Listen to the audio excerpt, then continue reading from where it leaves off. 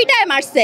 আমাদের college captain যখন বলতে নিছিল সাংবাদিকদের কাছে যে কতজন মোট মৃত্যু হয়েছে, তো এরা বলতে যাচ্ছিল, তখন আর্মিরা তাকে বেঁধে পিটায় তাকে অ্যারেস্ট করে।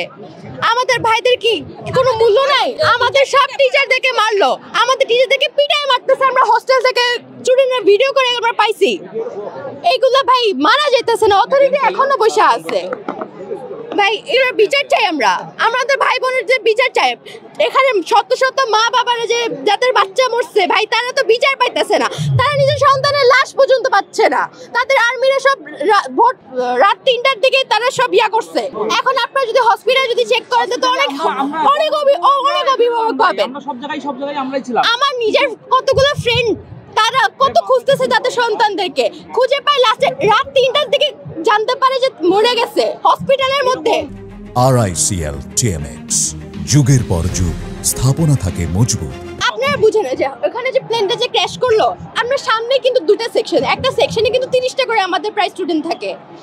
30টা সেকশনে একদম পুরো জ্বলে পুরো ছাই হয়ে গেছে।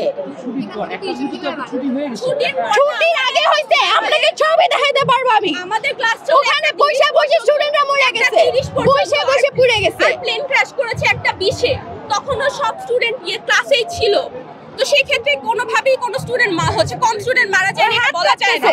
আমার নিজের ভাতিজা, এই যে দেখেন স্টুডেন্টরা বসে যদি পুড়ে যায় তাহলে ভাই 16 জন মৃত্যু বা 19 জন মৃত্যু কেমনে হয়? এটার ছুটি একটা 30-এ হয়। কোচিং ছিল যাদের, ওরা তো আমরা তো ভাই আমাদের আইসিটি পরীক্ষা ছিল দেখে আমরা বেঁচে গেছি। যার মানে বোন ছিল এখানে, বলছে সে ছুটি হয়ে গিয়েছিল, অনেকে বের হয়ে গিয়েছে, আর মানে কিছু ছিল আর কি। জি না, ছুটির টাইমে হ্যাঁ হয়েছিল।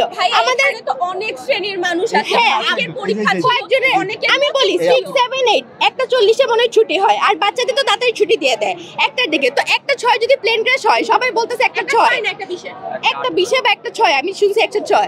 তো একটা 20-এ যদি প্লেন ক্র্যাশ হয়, তাহলে স্টুডেন্টরা তো অনেকে, একটা বাচ্চাই দেখেন ইন্টারভিউতে কিন্তু বলছে যে মিস যাদের এমটি পরীক্ষাতে খারাপ করছে তাদেরকে সাজেশন দিতেছিল।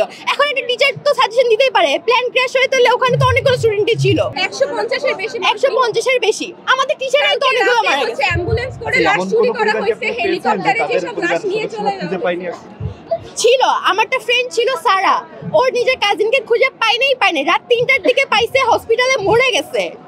সারা দিন খুঁজছে, প্রত্যেকটা হসপিটাল, প্রত্যেকটা সব খুঁজছে। হ্যাঁ, আমার আরেকটা ফ্রেন্ডের ভাই না বোন, হ্যাঁ, সে এখন পর্যন্ত খুঁজে পাওয়া যায় নাই। এটার জবাব কি কে দিবে?